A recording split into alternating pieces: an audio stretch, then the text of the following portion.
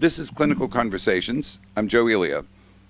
Today we're talking about the possible efficacy of fewer than the 3 standard doses of vaccines against human papillomavirus, HPV, with the senior author of a Lancet Oncology study.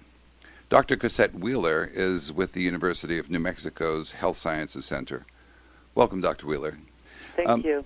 Earlier studies found hints that fewer than three usual doses might protect against oncogenic or high-risk viruses.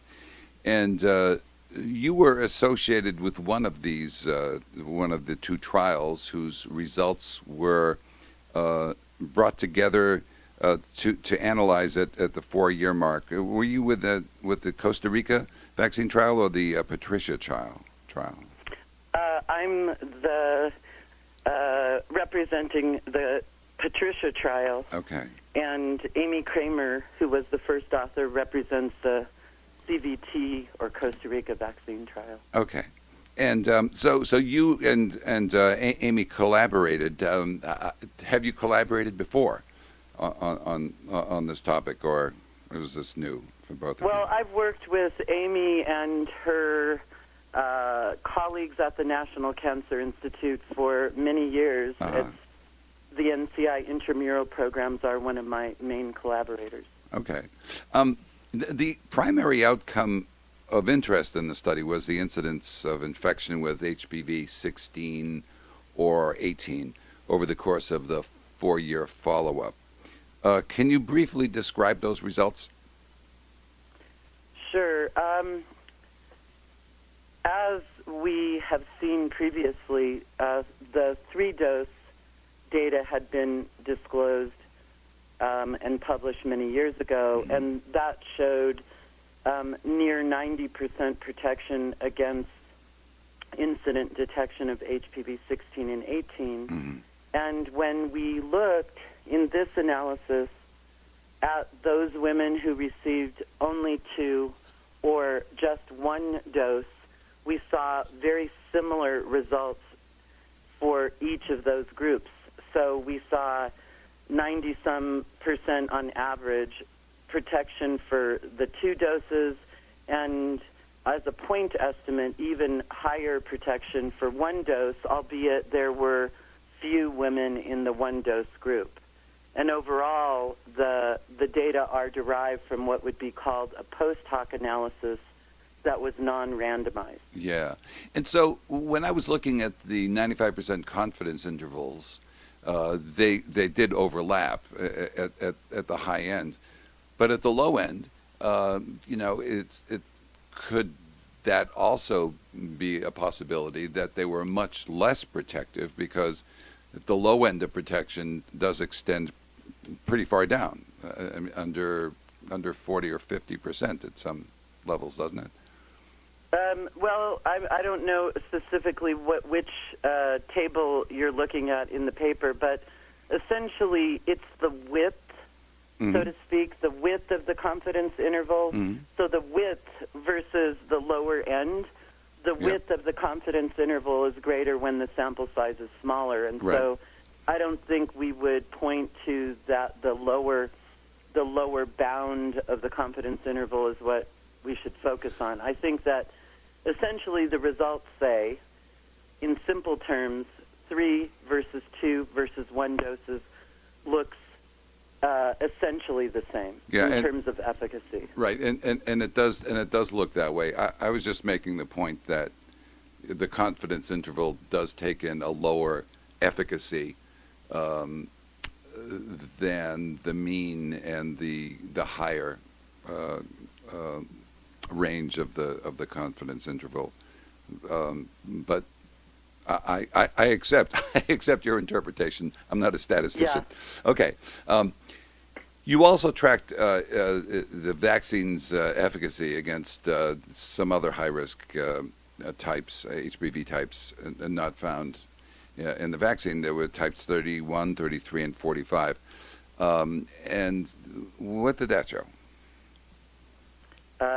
This was a fairly exciting finding, which is that when we looked at the who received HPV vaccine at only 2 doses, we didn't see any cross protection or additional benefit for HPV 31, 33, and 45 unless the spacing between those 2 vaccines was at 6 months apart. Yeah.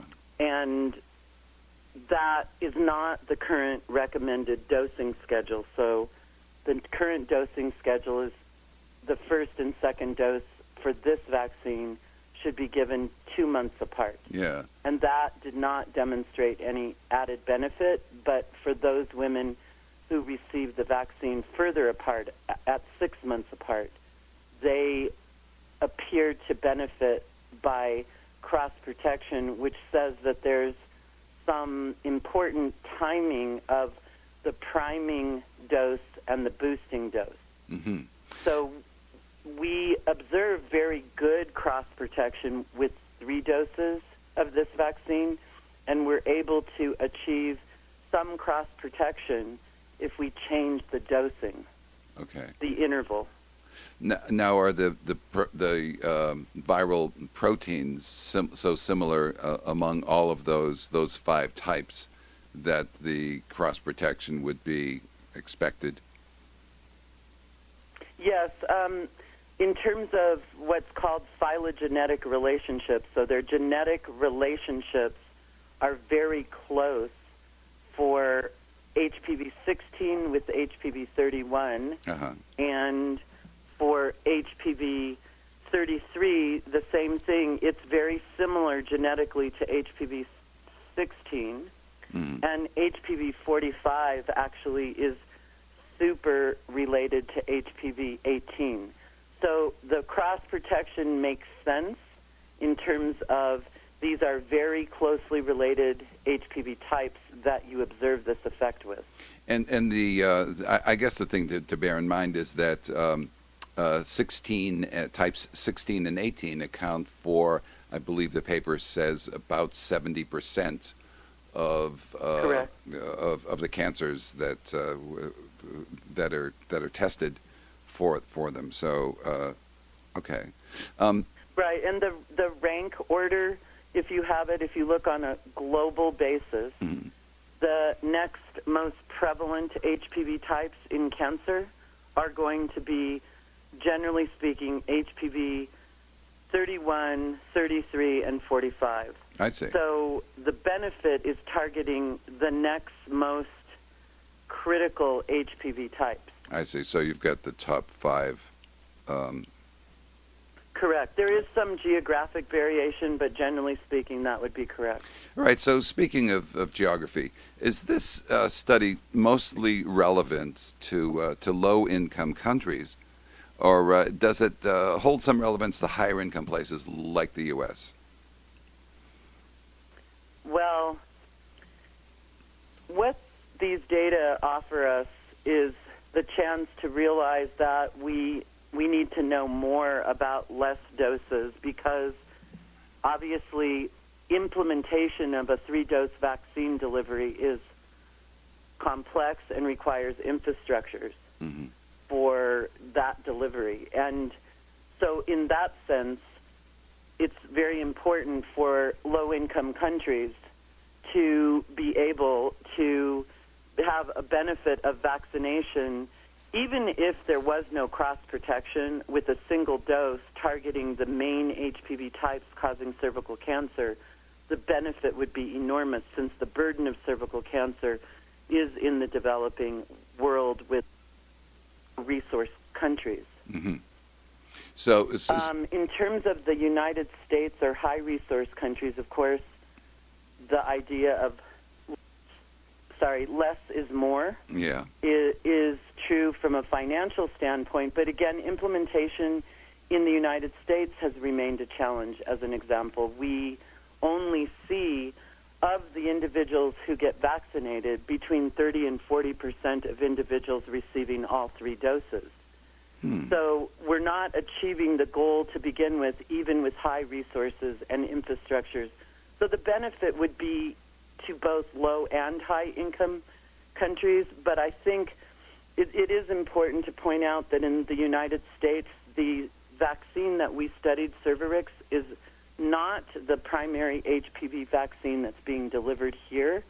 And we don't know whether these results with this bivalent vaccine are going to translate to the vaccines that are most often used, which are the Gardasil vaccines by Merck.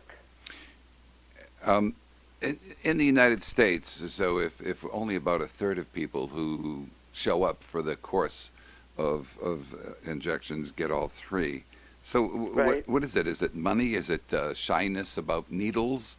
Is it just inattention? What do you think? I think that it's the challenge of competing demands that are placed on the parents of adolescents to make sure that they get back for 3 doses. I think it's the systems that maybe have gone away. We used to, before hepatitis B was a vaccine delivered to infants, we used to have infrastructures that were working on delivering the hepatitis B vaccine, which is a 3-dose vaccine, and that was to adolescents. But those sort of infrastructures have been dismantled, and to recreate them would be very expensive. So I think that mostly it's competing demands. I do think that there's some evidence that these vaccines, people have complained that there's a fair degree of local pain. And so you're dealing with adolescents who may be resistant. But I think those are the main issues. It's logistics, lack of infrastructure, parents being busy, and possibly some aversion to pain and needles. Now, but on the other hand, in the Costa Rica trial and in the Patricia trial, the success rate there was much higher. I mean, it was probably on the order of 80 to 90%, wasn't it? Yes, but that would be a characteristic of the fact that they're clinical trials in which participants are enrolling for the long haul. Just as the delivery was very high in terms of 3 doses, compliance was high. It also had these trials had high compliance for women following up for 4 years, which was long after the vaccine series were administered. The abstract concludes that the results, and I'm quoting, argue for a direct assessment of 1-dose efficacy of the HPV-16/18 vaccine, end quote. So is such a study contemplated, or is it underway? Well, there's been lots of discussions and a lot of work going into exactly the design of such a trial, because it's not without significant costs that a trial like this would be done. I think the trial is not ongoing, but I do believe there is a commitment to garner the resources necessary to do that because of the importance worldwide of reducing the number of doses needed. And are there enough data to analyze, barring the start of such a trial? Would other collaborations be possible, or have these two trials provided most of the data available on these vaccines? Well, you're correct. These 2 trials have, in these younger age groups, provided the vast majority of data on Cervarix. There are other trials that have been conducted with Gardasil, in which I'm not aware, in the 9-valent, the most recently approved vaccine in the United States, whether or not there are studies of 1 versus 2 doses. There have been studies that are